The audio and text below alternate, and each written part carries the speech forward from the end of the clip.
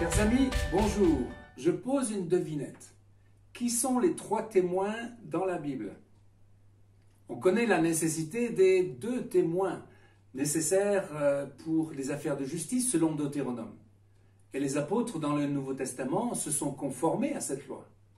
De même, la justice aujourd'hui a besoin de témoins pour les procès.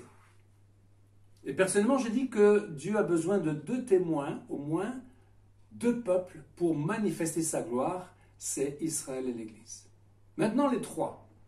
Voyons ce passage qui justement parle de ces 3 témoins, 1 Jean 5, 6.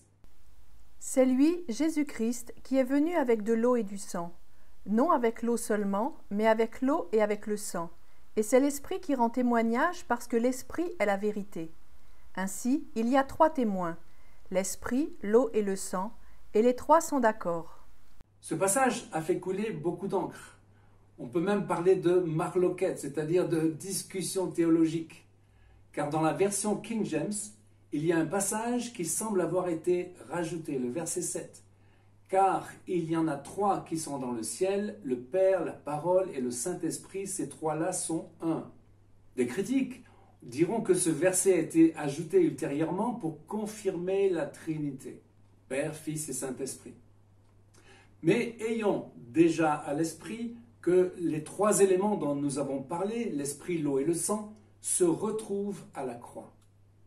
Dans le récit de la mort de Jésus, il est d'abord dit que Jésus rendit l'esprit, avant que le coup de lance laisse sortir de son corps du sang et de l'eau. Alors justement, parlons de l'eau et de l'esprit. Lorsque Jésus discute avec Nicodème, il est pharisien, il était docteur de la loi. Jésus dit, Jean 3, 5, « Amen, amen, je te le dis, si quelqu'un ne naît pas d'eau et d'esprit, il ne peut entrer dans le royaume de Dieu. Ce qui est né de la chair est chair, et ce qui est né de l'esprit est esprit. Ne t'étonne pas que je t'ai dit, il faut que vous naissiez de nouveau. » Le parallèle fait par Jésus entre naître d'eau et naître de la chair est intéressant. C'est une première naissance qui nous est commune à tous. Jésus parle ensuite d'une autre naissance, avec un jeu de mots signifiant à la fois de nouveau et d'en haut, faisant référence à cette double nature humaine à la fois charnelle, la naissance d'eau ou dans l'eau avec le liquide amniotique dans le ventre de la mère, et spirituelle, la naissance venant de l'esprit, venant d'en haut et faisant de nous une nouvelle créature. On peut également penser au baptême qui, dans l'ordre de la foi, évoque le baptême d'eau et le baptême de l'esprit. Mais l'eau a une autre signification. Nombre 19 nous parle de la vache rousse qui est sacrifiée en holocauste et dont on garde l'eau de la cendre. Lisons Nombre 19, 9. Un homme pur recueillera la cendre de la vache et la déposera hors du camp dans un lieu pur. On la conservera pour l'assemblée des enfants d'Israël, afin d'en faire l'eau de purification. C'est une eau expiatoire. Cette eau, donc, purifie et régénère. Nicodème, un enseignant de la loi, était sûrement familier avec le concept d'eau qui représente la purification spirituelle. Ainsi, le Nouveau Testament utilise l'eau comme figure de la nouvelle naissance. La régénération est alors un lavage opéré par le Saint-Esprit au travers de la parole de Dieu au moment du salut. Les chrétiens sont donc lavés, sanctifiés, justifiés au nom du Seigneur Jésus-Christ et par l'Esprit de notre Dieu. Nous sommes rendus justes, justifiés devant Dieu par le sang et purifiés pour une vie sanctifiée, c'est-à-dire mise à part dans le monde, au travers de l'eau. Dans ce sens, le baptême d'eau symbolise le départ d'une vie nouvelle par la foi.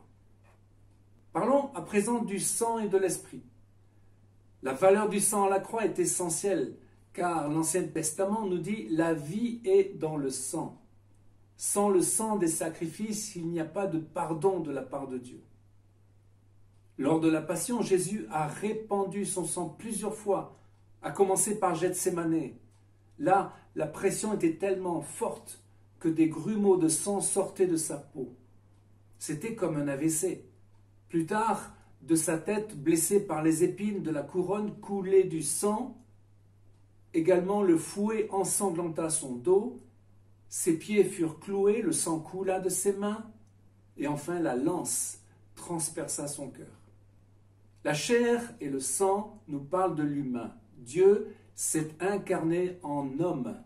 Et ce n'est pas la première fois. Rappelons-nous Abraham et les 3 autres.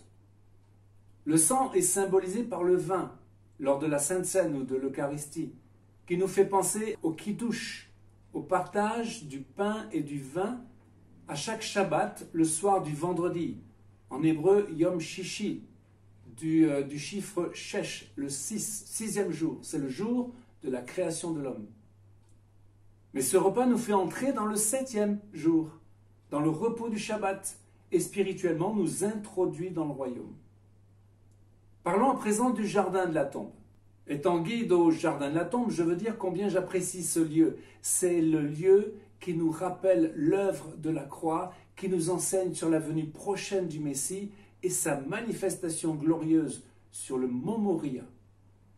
Nous retrouvons donc les 3 éléments qui nous occupent, l'eau, le sang et l'esprit.